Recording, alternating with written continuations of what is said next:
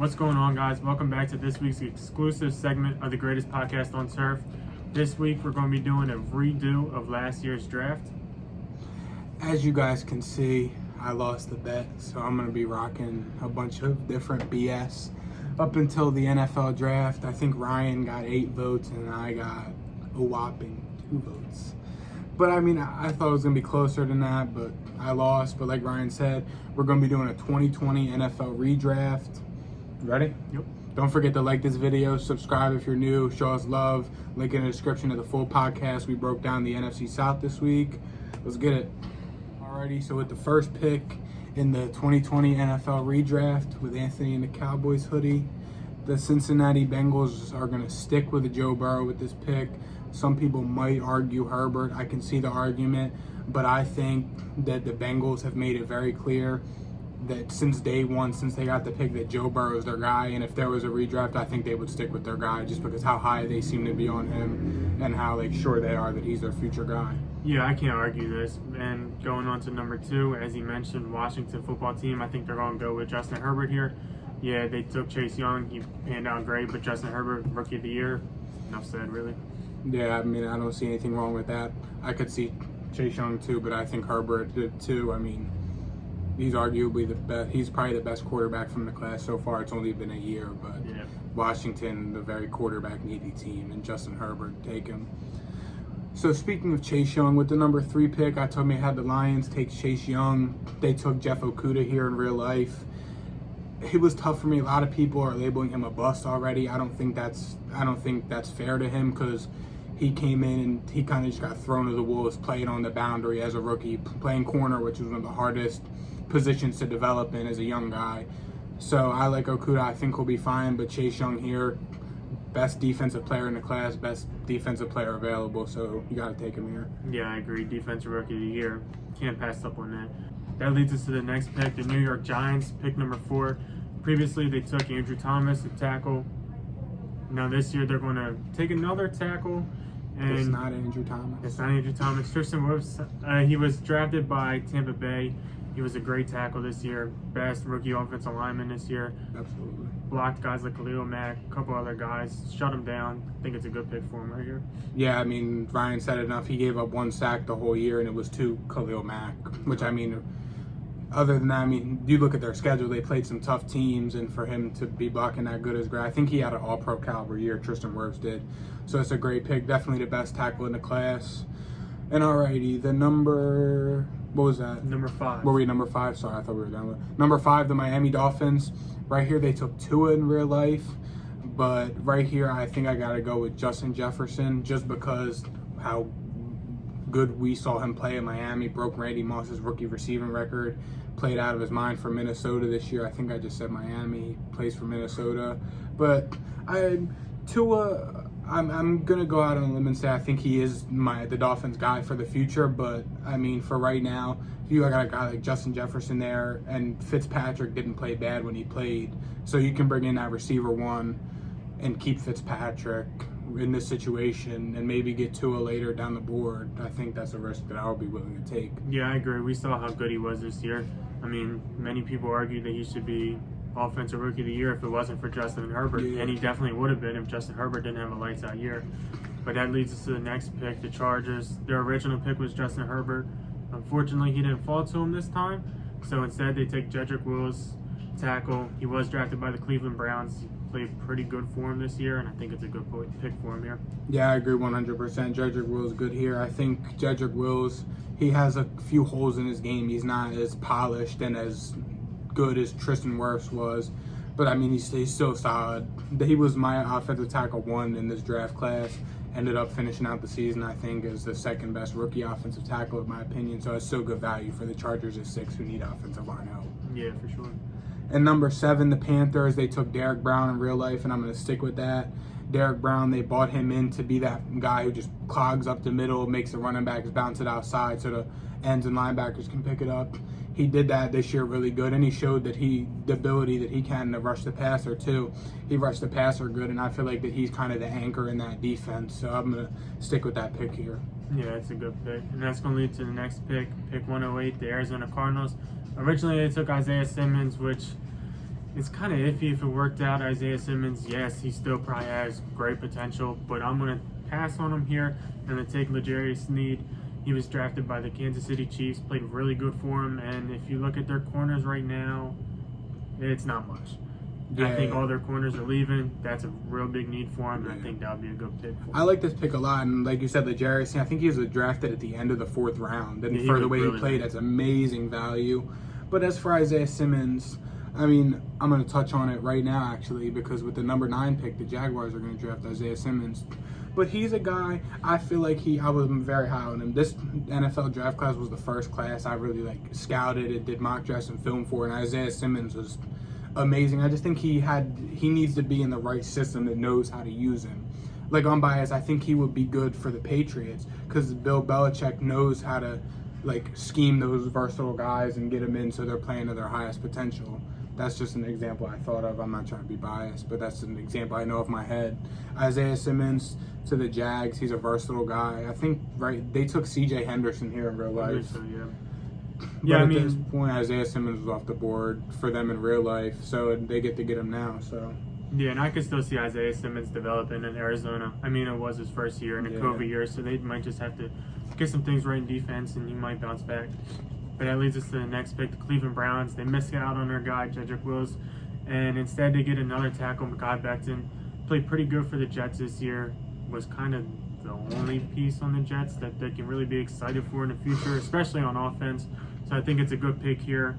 They needed offensive line. They're going to need it again. So that's my pick. Yeah, I like that. I mean, Mekhi Becton for the Jets, he was real good this year. He was hurt for part of the year, and Adam Gase was still playing him while he was hurt, which is dumb. You got a guy that size. What is he? 6'7"? Yeah, he's a big. Heavy. He's big as shit. And for him to have, I think it was a knee injury or something, and your head coach is making him play through that as a rookie year, that's not good. Like, if you have a rookie who's that big, who's hurt, who plays offensive lineman, you're going to want to rest him and make sure he's healthy and getting the right treatment and just stop throwing him into games. Sounds like Adam Gase to me. Yep. And alrighty, speaking of the Jets have the next pick. Like Ryan said, they missed out Mekhi Becton, so I think that the best pick available for them right now is CeeDee Lamb. They lack big time of receiver. I think Braxton Berrios, Denzel Mims, and Jamison Crowder are their wide receivers right now. So CeeDee Lamb instantly comes in. He will be the best receiver on that team and be the receiver 1 for Sam Darnold that he is yet to have. Yeah, I agree. I think CeeDee Lamb's a good pick here. And with the 12th pick, the Raiders, I got them taking another receiver, T. Higgins. A lot of people argued that he could be a first-round pick last year's draft. Him's one of them. I think injury concerns is what set that back. But he had a really good year this year for the Bengals. And I think if he goes to the Raiders, that would give him it would give him a wide receiver 1. And Tyrell Williams just left. And I mean, it's really their only receiver if this played out like that. Yeah, I like this pick a lot. Like Ryan said, I'm one of those guys. If T. Higgins, the reason he didn't go in the first round is because he had foot surgery right before the combine and didn't participate, so he fell a little bit. But the reason I like I mocked this last year, T. Higgins to the Raiders, because of how perfect of a fit he is to Derek Carr. I mean, you look at Derek Carr's stats when he had a guy like Michael Crabtree and Tyrell Williams, that's his name? Yeah. When they were on the team, Derek Carr, they were his top receivers, and Derek Carr had some of his best stats when they were the receiver 1s, and they're all similar builds, similar play styles. So that's why I thought that this was such a perfect fit. He also had Amari Cooper. Yeah, Amari Cooper. He's a Cowboy, baby. Yeah. All right, number 13, the Tampa Bay Buccaneers. They got Tristan Wirfs here in real life, which was a steal of the draft. I feel like could have been. Probably. Argue that with some guys who will be later down the board. But right now, they didn't get Tristan Wirfs. So I have them taking another versatile offensive lineman who the Patriots took in the 6th round. Michael Angueno out of Michigan. Like I said, Patriots got him in the 6th round in real life. He's a versatile guy. He's kind of small, but the Patriots had him playing right tackle. And I don't know how you guys, how some people view PFF stats, but he was the highest graded rookie PFF lineman but for the first 10, 12 weeks of the season. And then Tristan Wirfs got highest, but I think Mike Onwenu finished top 3 PFF grade among all rookies, which is pretty good for a lineman for limited experience for being taken in the 6th round. Yeah, that could also be steal of the draft. Yeah, Mike Onwenu. enough said. Yeah, and for the next pick, the 49ers, pick 14, they're bringing back Brandon Ayuk. It wasn't their pick here originally. Originally, it was Javon Kinlaw, but Brandon Ayuk played a pretty good season this year. He was electric. And, I mean, offense is something that the 49ers need, so I see them bringing him back here. Yeah, I like this pick. He played a big role in that offense this season. They were using him as like a gadget guy, jet sweeps. He was catching the ball deep. Got him involved in the offense a lot, so I can see why he took this pick. And then for the Broncos, number 15 in real life, they took Jerry Jeudy here, and that's who I have them sticking with. I think, like I said, Jerry Judy's their guy. He fell in their lap at 15 after, what's his name, Henry Ruggs and CeeDee Lamb. No, Henry Ruggs was gone at this point, and Jerry Jeudy fell right into their lap. Jerry Jeudy had some concerns with his hands throughout the season. He was dropping some balls. Broncos fans probably weren't too happy about that, probably a little skeptical about the pick, but I think he'll be fine. It comes with time. Yeah, I agree. He has a phenomenal route runner. But that leads us to the next pick, the Falcons, pick 16. They take a guy who has fell significantly. He was pick 3 to the Lions, Jeff Okudah. Their original pick was A.J. Terrell, corner, so I think they're going to go with Jeff Okudah here. He might not have had the greatest year this year, but he still has a ton of potential, I believe, so I think it'll be a good pick for them to revamp this defense that needs much needed help. Yeah, I kind of touched on it earlier. Okudah's a guy who was just kind of thrown to the wolves, and corner's a hard position to develop at. So to be playing out on the boundary as a rookie, I mean, not everyone can do that. I mean, not everyone's going to be Jalen Ramsey their rookie year and play lights out. But I mean, I like Okudah. I think if this was a real life draft, this is great value. Alrighty, and with the number 17th overall pick, kind of surprised he fell this far, similar to Jeff Okudah, but I'm going to go with C.J. Henderson. In real life, he went at number 9 of the Jaguars as the first corner taken off the board. Solid player out of Florida. There was even some debate before this NFL draft who the CB1 was, Okudah or C.J. Henderson. I like C.J. Henderson. He's that press man corner, traditional corner one, and I think that he fills a much-needed position for the Dallas Cowboys if he was available. Yeah, I agree. And with the next pick, the Miami Dolphins get their guy again, Tua Tagovailoa. A lot of people were saying that he didn't have a great year this year, but he still did lead them to a 10-6 record. And I think they're going to bring him back for another chance. Yeah, I mean, I can see that. I mocked this a few times. Tua falling to 18, and people were calling me crazy. It happened here. But, I mean, I think it could have happened, but it just depended on his injury. But if he was here at 18 and they could get Justin Jefferson and Tua, good for the Dolphins. What's that? Number 19. The Las Vegas Raiders are on the board again. They took T. Higgins before and earlier. That was Ryan's pick. And right now I have them taking Patrick Queen out of LSU. Patrick Queen was real good for the Ravens this year. Had some ups and downs, but he's a great middle linebacker, and I think he would address a major need for the Raiders because I don't think they have anything interior linebacker really. No, the Raiders need a lot of help. But anyways, the Jaguars, they revamp or get another secondary piece with Antoine Winfield here, pick number 20. Originally, they took Clavon Chaisson, but oh my God. With Antoine Winfield, I mean, he had 94 tackles for the Buccaneers. I think he provided a huge spark for the defense. Didn't lead them to a Super Bowl. Won a Super Bowl, played pretty good. I think it's a good pick here. Yeah, I like this. The Jags bringing in two versatile guys in Antoine Winfield and Isaiah Simmons. Can fly all over the field, make big plays. But yeah, I'm a big Antoine Winfield Jr. guy. Throw up the peace sign in Tyreek Hill's face. But alrighty, number 21, the Philadelphia Eagles. I'm gonna stick with Jalen Reagor, man. That was an amazing pick by them. Nah. Alrighty, this was one that they couldn't mess up. Henry Ruggs is on the board. You got to take Henry Ruggs. He brings explosiveness to the Eagles' offense that has none. Enough said. I mean, then if this was a real situation and the Eagles didn't take Henry Ruggs here, I think Philly would have gone mad. Sounds good. But the next pick, Minnesota, pick number 22. Originally, they got Justin Jefferson. I guess they're a little disappointed that he didn't fall to 22 again. But instead, they're taking the Eagles. Jeremy Chin. The secondary struggled this year. So with Jeremy Chin, they're getting a guy who I believe was second in rookie defensive player of the year. Played pretty good. That's enough said. Yeah, another one of those versatile guys that can kind of play in the box or play back deep playing safety. And I mean, who doesn't want that on their team, really? He addresses a major need for the Vikings. And then at number 23, my New England Patriots. I know, don't mind the hoodie. The Patriots traded back for this pick in real life, but right here, they have the pick. They traded it back and took Kyle Duggar in the second round, which I liked. But right here, Laviska Shenault. Listen, Laviska Shenault, he's a versatile offensive weapon. He kind of did everything for the Jags, similar to the role Brandon Ayuk played in San Francisco. He's a good route runner. He could be explosive at all points of the field. You can give him a jet sweep, give him a little pitch outside, and he's going to be explosive and make a good play. So, Laviska Shenault to the Patriots here. I love it. And with this next pick, the Saints, pick number 24. Originally, they took Cesar Ruiz. Now, this time, they're going to build up that secondary. Jalen Johnson played pretty good for the Bears this year out of Utah. Pretty good corner. Yeah, Jalen Johnson. There was some debate at the end of this year that he turned out to be the best corner from the draft class so far. I think it's debatable. This draft class seems to have a lot of potentially great corners in the league. There was some injury concerns for Jalen Johnson coming out of Utah, but I think the Bears got a steal in the second round in real life when they took him, and that's good value for the Saints here too. And at number 25, we got the Niners back up on the board. The 49ers lacked secondary very much this year. Richard Sherman hurt most of the year. Jason Verrett was their top corner, I think. So I had them taking A.J. Terrell here. In real life, he went to the Falcons. I wasn't a fan of the pick personally of the Falcons.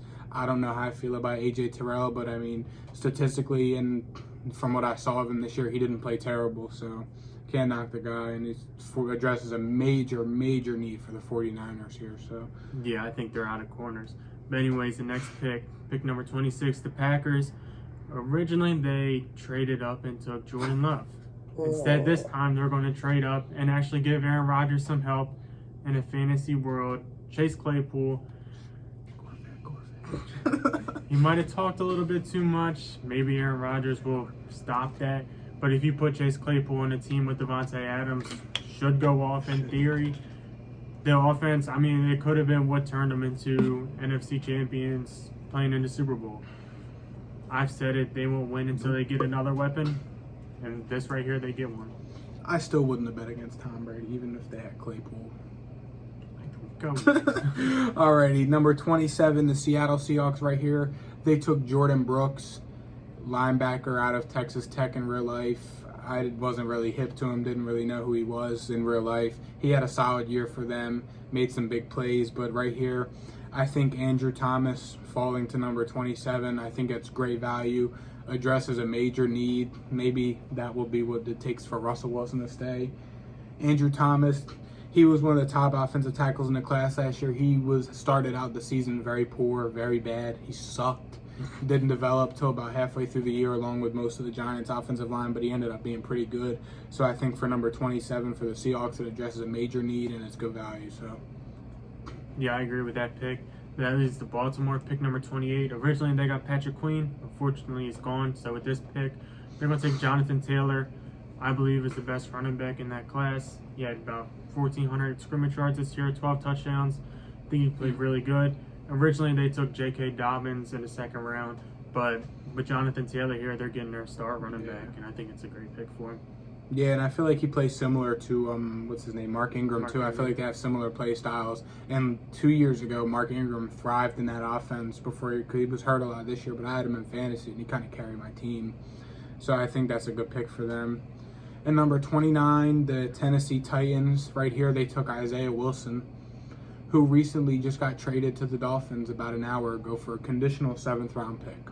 So that's about how that went. That's how that one went. But I had them taking Javon Kinlaw here. The 49ers, in real life, pretty much traded Javon Kinlaw for DeForest Buckner. I don't know. But it addresses a much-needed positional need for the Titans. They don't have much at interior defensive lineman. Javon Kinlaw plays with a lot of power, strength, explosiveness, and I think it's a good pick, and it addresses a big need for the Tennessee Titans, who suck. Wow. Anyway, that leads us to pick number 30. The Miami Dolphins taking Kenneth Murray. Originally, they took Noah Igbenogany, but now Kenneth Murray, he's a guy, broke the Chargers rookie record with 107 tackles. Oklahoma guy. Boomer Sooner, baby. Enough said. Yeah, I mean, Noah Igbenogany, he was more of a glorified slot corner coming out of Auburn. I liked him, but Kenneth Murray at number 30, I think it's great value, like Ryan said. And the Dolphins, don't have much at inside linebacker, like Jerome Baker maybe and Elandon Roberts. I mean, Kenneth Murray would be an instant starter for them. And then for my final pick of this 2020 redraft, the Vikings are back on the board, and I have them taking Darnell Mooney, receiver. Don't know where he went to college. Ended up being real good for the Bears this year. He fell late. Maybe he was a 4th-round pick, maybe I want to say. He's a receiver, too. I mean, he would be nice. He would be a nice accommodation to Adam Thielen in that offense. Like Ryan said, they missed out on Justin Jefferson, so they get another good value receiver in Darnell Mooney right here. Now leads us to the last pick. Former Super Bowl champions, Kansas City Chiefs. Took Clyde Edwards-Helaire originally, but they're going to trade up kind of in a way and get Antonio Gibson, somebody who I think is better than Clyde Edwards-Helaire. He's out of Memphis. Had a real good year for him this year. Or had a real good year for the Washington football team. Enough said, really. Yeah, I mean, Edwards-Helaire at this pick in real life kind of shocked me because I thought they were going to get DeAndre Swift, who was like during the class. I mean, during all the mock drafts, he was the best running back in the class. And then Clyde Edwards-Helaire came out and had a great combine, and that boosted his stock majorly. There was talks about him falling to like day 2, like 3rd, 4th round, and he boosted his stock all the way up to end of the 1st round. So good for him, all props. But I like the Antonio Gibson. That's going to wrap up this week's exclusive segment of the greatest podcast on turf. Yeah, thank you guys for watching. Don't forget to check out the full podcast link in the description. This week we broke down the NFC South. It's a good one, talking about my Tom Brady and the Bucks. Love that. But yeah, thank you guys for watching. Don't forget, like, subscribe, all that stuff, and we'll see you next week, all right? See you. Probably be in the Eagles or Cowboys or something stupid again next week, so Cowboys up. See you.